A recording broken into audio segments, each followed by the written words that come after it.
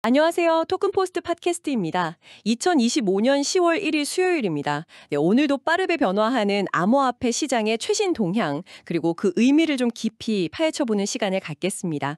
오늘 저희는 여러분께서 특히 주목하셔야 할 시장 움직임과 또 주요 뉴스들을 좀 분석해 드릴 텐데요.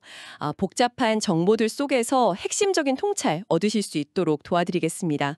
자, 그럼 먼저 오늘 오후 4시 10분 기준 주요 암호화폐 시세부터 확인해 볼까요? 시장이 전반적으로는 방향성을 좀 탐색하는 듯한 그런 혼조세를 보이고 있습니다. 비트코인, BTC는 11만 4,289.43달러, 전일 대비 0.31% 소폭 올라서 간신히 플러스권을 유지하고 있네요. 원화로는 약 1억 6,031만 원 정도 수준이고요. 근데 반면에 이더리움, ETH는 4,127.34달러로 1.56% 하락했고요. 리플 XRP도 2.36%, 솔라나 SOL 역시 1.10% 내렸습니다.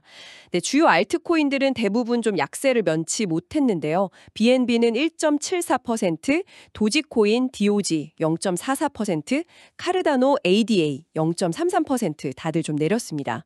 전체 암호화폐 시가총액은 보니까 약 3조 9천억 달러에 육박하고 24시간 거래량은 한 1,659억 달러 수준입니다. 여기서 좀 흥미로운 점은 비트코인 도미넌스가 58.41%로 소폭 올랐고요.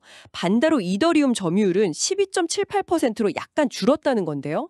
이게 시장 불안 심리가 비트코인으로 좀 자금을 옮기게 만든 걸까요? 그럴 가능성도 배제할 순 없죠.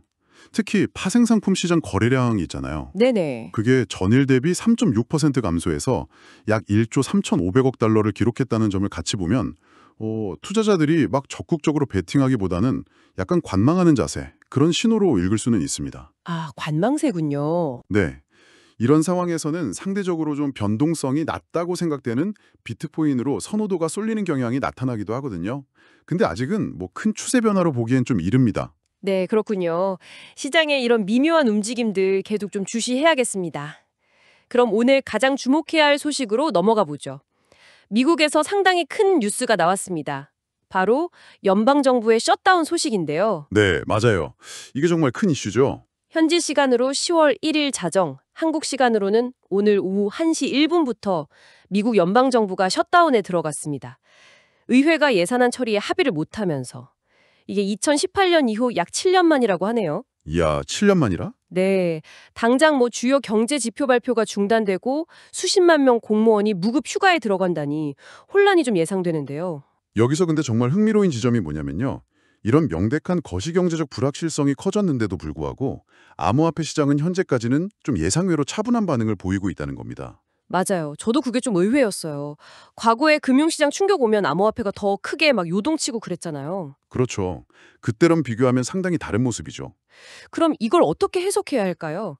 혹시 암호화폐 시장이 이제 이런 외부 충격에 좀 어느 정도 내성을 갖추게 된 걸까요? 아니면 그냥 단순히 아직 그 충격파가 도달하지 않은 걸까요? 두 가지 해석 다 가능하다고 봅니다. 일부에서는 기관 투자자들 참여도 늘고 시장 인프라도 발전하면서 암호화폐 시장이 과거보다 성숙해졌다. 이런 징후로 보기도 하고요. 아, 성숙해졌다. 네.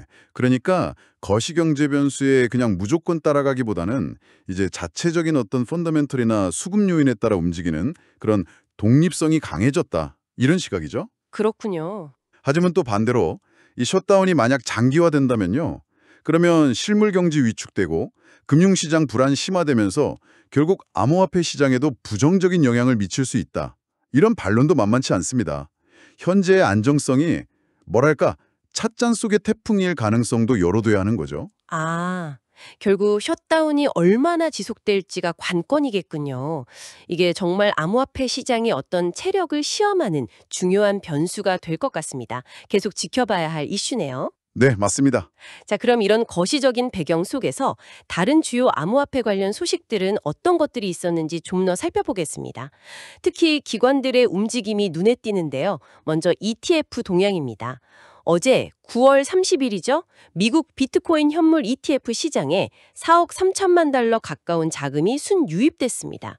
이틀 연속 플러스 흐름인데요. 오, 꽤 많이 들어왔네요. 네, 특히 블랙록의 IBT 그리고 아크인베스트의 ARKB 중심으로 자금이 유입됐고요. 이더리움 현물 ETF에도 같은 날 1억 2,700만 달러가 순유입되면서 역시 이틀 연속 유입세를 보였습니다. 여기는 블랙록의 ETHI가 거의 대부분을 차지했고요. 네, ETF를 통한 자금 유입은 기관 투자자들의 꾸준한 관심을 보여주는 중요한 지표죠. 셧다운 같은 이런 매크로 불안 요인에도 불구하고 자금 유입이 계속된다는 건 아무래도 이 투자자들이 단기적인 변동성보다는 좀 장기적인 관점에서 암호화폐 자산의 가치를 보고 있다. 이렇게 해석할 여지를 줍니다. 네, 장기적인 관점. 다만 그 이더리움 ETF의 경우에요. 9월 전체 순유입액이 한 2억 8,900만 달러 정도 되는데 이게 8월에는 38억 달러였거든요. 와, 차이가 크네요. 네, 그거에 비하면 크게 줄었다는 점은 좀 주목할 필요가 있습니다. 이더리움에 대한 기관의 초기 열기가 약간 식었거나 아니면 시장 상황을 좀 더 지켜보려는 신중한 태도, 그럴 수도 있겠죠. 그렇군요. 단순히 유입됐다, 유출됐다 이것뿐만 아니라 그 규모의 변화 추이도 중요하게 봐야겠네요. 맞습니다. ETF 외에도 기업들의 직접적인 움직임도 있었습니다. 일본 상장사 메타플래닛이 비트코인 5,268개를 추가 매수해서 총 보유량이 3만 BTC를 넘어섰다고 발표했습니다. 꾸준히 비트코인을 사들이고 있네요, 여기는. 네, 메타플래닛 사례는 특히 좀 흥미롭습니다. 일본이라는 특정 국가의 상장 기업이 이렇게 계속해서 비트코인을 매집하는 건 단순 투자를 넘어서 어떤 기업의 자산 관리 전략의 변화 가능성을 좀 시사한다고 볼 수도 있거든요. 아, 자산 관리 전략의 변화요? 그렇죠. 엔화 약세라던가 일본 경제 상황 같은 거랑 맞물려서 비트코인을 가치 저장 수단이나 인플레이션 해지 자산으로 고려하는 움직임이 확산될 수 있을지 좀 주목할 만합니다. 이건 마이크로 스트래티지 사례랑은 또 다른 맥락에서 해석될 여지가 있죠. 그렇군요. 스위스의 암호화폐 은행 시그넘도 소식이 있었는데요. 변동성 위험은 줄이면서 BTC로 수익을 추구하는 BTC 알파 펀드를 출시했다고 합니다. 이것도 기관 투자자들을 겨냥한 상품이겠죠, 아무래도? 맞습니다. 시그넘의 펀드는 딱 그런 상품이에요. 비트코인의 높은 변동성이 좀 부담스러운 그런 전통적인 기관 투자자들한테는 꽤 매력적인 상품이 될 수 있죠. 그렇죠. 변동성이 크니까. 네, 단순히 비트코인을 보유하는 걸 넘어서 파생 상품 같은 걸 활용해서 시장 중립적인 전략으로 좀 안정적인 알파 수익을 추구하려는 시도입니다. 이건 결국 기관 투자자들의 요구가 점점 더 다양해지고 또 정교해지고 있다는 걸 보여주는 사례고요. 관련 금융상품 시장이 성숙해지고 있다는 신호로도 볼 수 있겠습니다. 네, 기관들의 움직임과 함께 암호화폐 산업 내부의 발전 노력도 계속되고 있는 것 같습니다. 탈중앙화 거래소 1인치가 리브랜딩을 추진한다는 소식인데요. 디파이 확산을 목표로 한다고 밝혔습니다. 네, 1인치의 리브랜딩은 단순히 겉모습만 바꾸는 거 이상의 의미를 갖는다고 봅니다. 웹사이트 주소도 바꾸고 그러면서 ISO 27001, SOC2 같은 국제 보안 인증을 진행 중이라는 점, 이게 중요해요. 아, 보안 인증이요? 네, 이건 결국 디파이 프로젝트가 보안과 신뢰성을 강화해서 더 넓은 사용자층, 특히 규제 준수를 중요하게 생각하는 기관이나 기업 사용자들한테 다가가려는 노력으로 해석할 수 있습니다. 크로스체인 솔루션 확장 계획도 디파이 생태계의 상호 운영성을 높이려는 시도고요. 보안과 신뢰성 강화, 그리고 상호 운용성 확대, 이게 디파이의 다음 단계 과제라는 말씀이시군요. 그렇죠. 스테이블 코인 관련 움직임도 활발합니다. MXG 벤처스가 에테나 ENA 투자를 3천만 달러 증액했고 포사이트 벤처스는 5천만 달러 규모의 스테이블 코인 인프라 펀드를 출시했습니다. 앱토스는 스테이블 코인 USD1 지원을 시작했고요. 스테이블 코인은 현재 암호화폐 생태계에서 정말 가장 중요한 인프라 중 하나죠. 결제, 거래, 디파이 서비스 등등 다양한 영역에서 핵심적인 역할을 하거든요. 네, 그렇죠. 에테나 같은 새로운 방식의 스테이블 코인에 대한 투자나 또 스테이블 코인 인프라 자체에 투자하는 펀드가 등장하는 건 이 시장의 중요성 그리고 성장 잠재력을 보여주는 겁니다. 앱토스 같은 레이어 1 블록체인이 새로운 스테이블 코인을 지원하는 것도 결국 생태계 확장하고 사용자 유입을 위한 필수적인 움직임이라고 봐야죠. 그런데 이런 좀 긍정적인 움직임 속에서 신중론도 제기되고 있습니다. 드래곤플라이의 한 임원이 토큰화된 증권, 토크나이즈 시큐리티가 전통 금융에는 매력적일 수 있지만 암호화폐 산업 자체에는 큰 혜택이 없을 수도 있다. 이렇게 지적했습니다. 이건 어떤 의미일까요? 이거 매우 중요한 지적입니다. 이게 토큰화라는 개념에 대해서 다시 한번 좀 생각해보게 만들어요. 토큰화? 네, 단순히 주식이나 채권 같은 기존 자산을 블록체인 위에 그냥 올리는 것만으로는 블록체인 기술의 본질적인 장점이 있잖아요. 뭐 탈중앙성이라던가 프로그래밍 가능성 같은 거요. 네네. 이런 걸 충분히 활용하지 못할 수 있다는 비판입니다. 물론 효율성이 증대되거나 접근성이 개선되는 효과는 있겠지만 그게 암호화폐 산업 자체에 어떤 혁신적인 성장 동력이 되기에는 좀 부족할 수 있다는 거죠. 암호화폐 산업은 기존 금융을 그냥 모방하는 걸 넘어서 완전히 새로운 가치를 창출해야 한다. 이런 근본적인 질문을 던지는 겁니다. 아, 그렇군요. 단순히 효율화가 아니라 새로운 가치 창출이 중요하다는 말씀이시네요. 맞습니다. 반면에 텔레그램 CEO 파벨 누로프는 개인적인 경험을 이야기하면서 비트코인의 영속성을 강조하기도 했고, 또 펀드 스트레스의 톰 리는 BTC 14만 달러, 이더리움 2만 2천 달러 같은 굉장히 낙관적인 가격 전망을 내놓기도 했습니다. 여전히 강한 믿음을 가진 사람들도 많다는 거겠죠? 네, 검열 저항성. 톱니의 전망은 거시경제 환경 변화나 기관 자금 유입 같은 요인들이 어떤 촉매제가 될 경우에 암호화폐 가격이 폭발적인 상승 잠재력을 가지고 있다. 이런 기대를 반영하는 것이고요. 이런 다양한 의견들이 시장의 역동성을 만드는 거죠. 네, 정말 다양한 관점들이 공존하는 시장입니다. 자, 마지막으로 거래소와 보안 관련 소식 몇 가지 짧게 짚어보겠습니다. BNB 체인의 공식 X 계정이 해킹된 것으로 추정된다는 소식이 있습니다. 이거 에어드롭 관련 사기 링크일 수 있으니 주의가 필요해 보입니다. 네, X 계정 해킹은 암호화폐 프로젝트들이 직면한 지속적인 보안 위협을 보여주는 거죠. 아무리 기술이 발전해도 소셜 엔지니어링이나 계정 관리 소홀은 큰 피해로 이어질 수 있으니까요. 투자자들은 항상 공식 채널을 통해서 정보를 교차 확인하는 습관이 중요합니다. 네, 맞아요.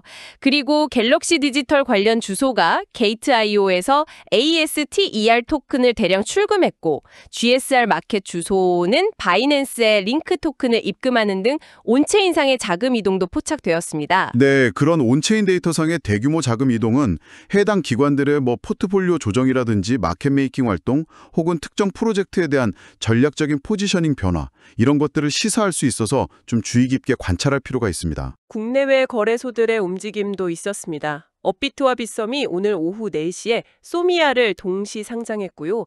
바이낸스는 EVAA 상장 그리고 트럼프 JPP 세어를 추가했습니다.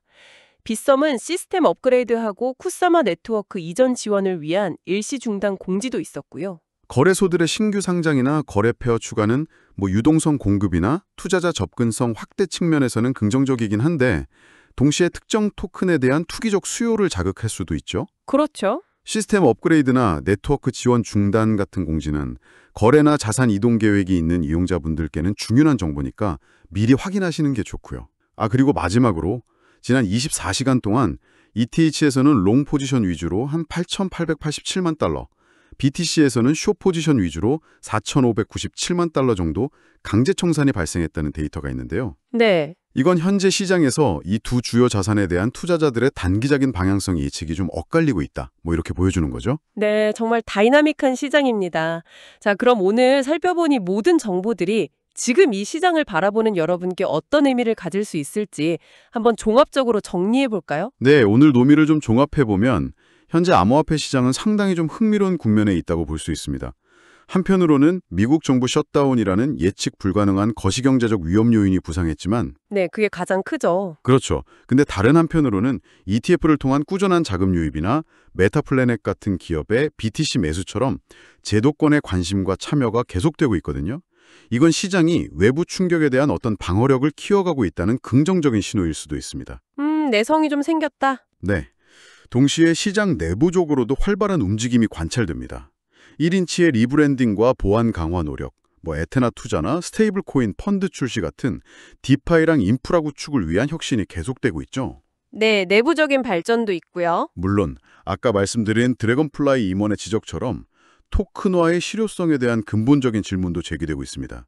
즉, 시장은 외부 환경 변화에 적응하면서도 동시에 암호화폐 고유의 가치를 찾고 내실을 다지려는 노력을 병행하고 있다, 이렇게 볼 수 있습니다. 아, 그렇군요. 이렇게 좀 상반된 힘들이 교차하는 복잡한 상황 속에서 오늘 저희가 전해드린 정보들이 여러분께서 시장의 큰 그림을 읽고 좀 균형 잡힌 시각을 갖추시는 데 도움이 되셨기를 바랍니다. 네, 거시적 불확실성과 내부 성장 동력이 공존하는 참 복잡하지만 흥미로운 시점인 것 같습니다. 그래서 마지막으로 여러분께 생각해 볼 질문을 하나 던지면서 마무리할까 합니다. 네, 어떤 질문인가요? 아까 드래곤플라이 임원의 지적처럼요. 만약 주식이나 부동산 같은 전통자산을 단순히 블록체인 위에 올리는 토큰화가 암호화폐 산업의 궁극적인 혁신이나 핵심 성장 동력이 아니라면 그렇다면 진정한 킬러 앱은 어디서 나올 수 있을까요? 아, 킬러 앱? 네, 블록체인의 그 고유한 특성들이 있잖아요. 탈중앙성, 투명성, 검열 저항성, 프로그래밍 가능성 같은 것들요. 이런 걸 활용해서 기존 금융 시스템을 단순히 효율화하거나 모방하는 걸 넘어서는 완전히 새로운 개념의 금융 서비스, 소셜 플랫폼, 혹은 우리가 아직 상상하지 못한 무언가는 과연 무엇일지 이걸 함께 고민해보는 것은 어떨까요? 이 질문에 대한 답을 찾아가는 여정이 앞으로 암호화폐 산업의 미래를 결정할지도 모릅니다. 네, 전통 금융의 복제를 넘어선 암호화폐만의 고유한 가치 창출이라 정말 중요한 화두인 것 같습니다. 오늘 깊이 있는 분석 정말 감사합니다. 네, 감사합니다. 이상 토큰포스트 팟캐스트였습니다. 다음 시간에 더 유익한 정보로 찾아뵙겠습니다.